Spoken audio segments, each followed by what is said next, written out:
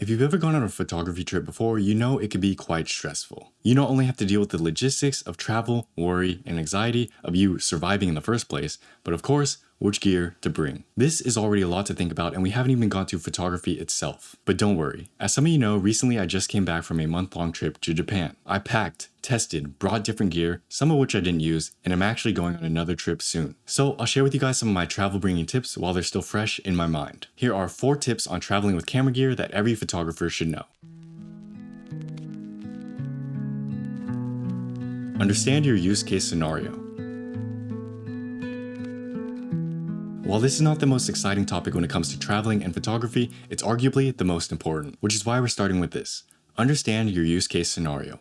What do I mean by this? I mean, have a clear view and understanding of what your photography is and what images you're trying to capture on this trip. Of course, you can't predict how the scenery and world is going to look, but just have a rough idea. This will give us a clear picture on what gear we'll actually use and what gear will just take up space in our bag. For example, I do mainly street photography, either photographing people and things or perspectives, buildings, and light. And based on what I do and what I take pictures of, my primary cameras are the Fujifilm X-T4 with the 18-55 and the X100 series. I know that simply with these 2 cameras I can capture 95% of what I enjoy taking pictures of, and everything else is dead weight. As opposed to if I were a landscape photographer planning on going on camping trips or backpacking trips or long walks throughout the mountains of Switzerland. I don't know what landscape photography trips actually look like. The gear I'd bring in those scenarios would be very, very different. They'd probably be bigger, I'd probably have longer lenses, weather sealing is a must, filters are a must, and I'd have a bunch of backup bodies just in case something broke, etc, etc, etc. So does that make sense? The point is, make clear what photography you do and what photography you'd like to do first, and then it'll make the whole process of packing and all that stuff much easier. Let's move on.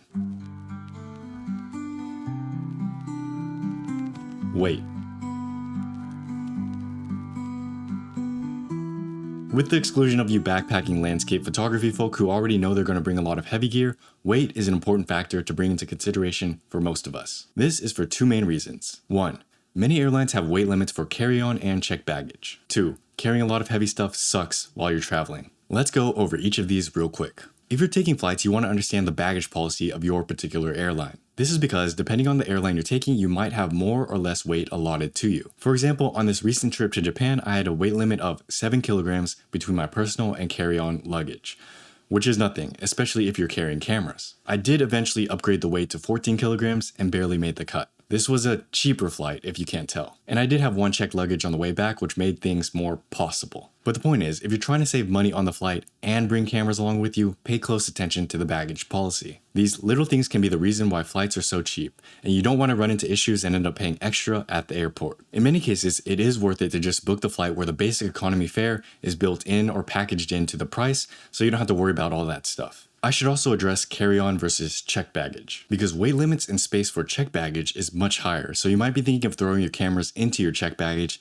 instead of your carry-on. I myself thought a lot about this and searched for potential drawbacks of doing so. And the opinions online are, of course, mixed. Some people think it's fine and have never had a problem with tossing their cameras into checked baggage. Other people talk about horror stories of their cameras getting ruined, their stuff getting lost, etc. In my experience, I did end up putting 1 camera into the checked baggage to meet weight limits and didn't really have a problem. I think most of the times you'll be fine. Just have a decently sturdy suitcase, wrap your gear in something that'll protect it, and you should be okay. However, if you tend to worry or would prefer to have your camera gear on you or in your personal or carry-on, again, that's up to you. It's your preference. Now, let's talk about the actual travel part. Traveling with heavy gear sucks. It doesn't matter what type of gear you're used to or what photography you do, we all would prefer smaller and lighter gear. And between the many lenses and camera bodies you have, you probably have a setup that you really like because of how easy it is to bring around. Keep this in mind when you're packing, because we often think, oh, I'll just deal with it then, I'll carry the heavy stuff, it'll be worth it. But in reality, we might end up hating our lives, lugging this big old thing throughout the city, barely even using it and wishing we left it at home. So really keep this in mind.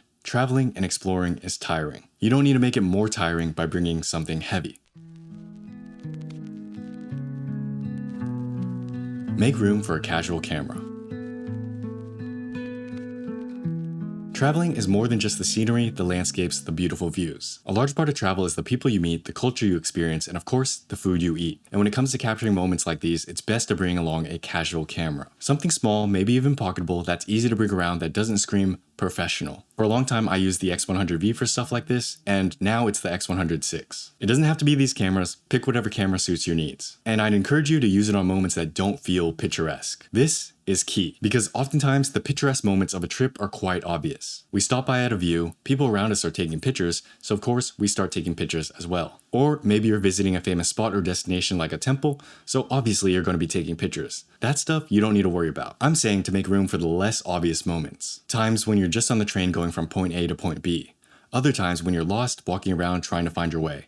Or simple moments when you took a break to get some coffee, relax, and enjoy being there. Bring a little camera to capture these moments. They may not be as picturesque or Instagram worthy, but these little everyday moments are often where I get my favorite pictures. Favorite pictures as in they're the ones that are most closely connected to my trip and my experience. You and 50 other people just took the same shot of the same landscape of Mount Fuji. But who else has that random little snapshot you took of this little street you went down in Kamakura looking for this secluded coffee shop? I'm not saying one is better than the other, I'm just saying do both. Because the latter has a special essence to it. Memories and unique moments that are beautiful in their own way. It'll also be more real and give a more natural overall feel or look to your catalog. We're not simply taking photos of Japan, we're taking photos in Japan. And I'm for sure not opening my backpack and whipping out a big camera and big lens for these little things. So keep a small casual one exactly for these little moments. Bring less than you think.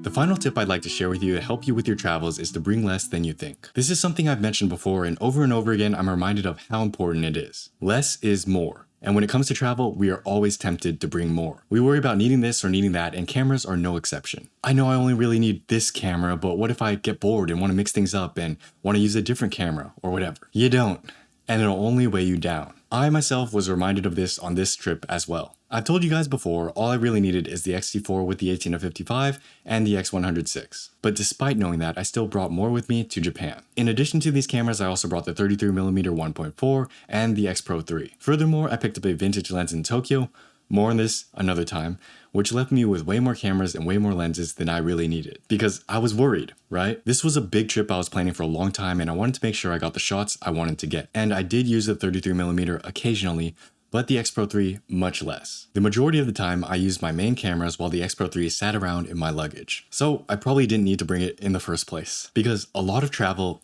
is travel, not just photography. You won't always be taking pictures. Furthermore, you'll be tired from walking around so much, sitting on long commutes, that you'll probably be too lazy to make these decisions. Many of my days went like this. Should I use the X Pro 3, X106, or X-T4 today? I don't know, I'm tired, I'm hungry, I'll just grab whatever's easiest and just get going. Which usually defaulted to the most versatile or most convenient camera like the X106. So again, I was reminded that I really didn't need to bring so much. Don't be like me and make the same mistakes.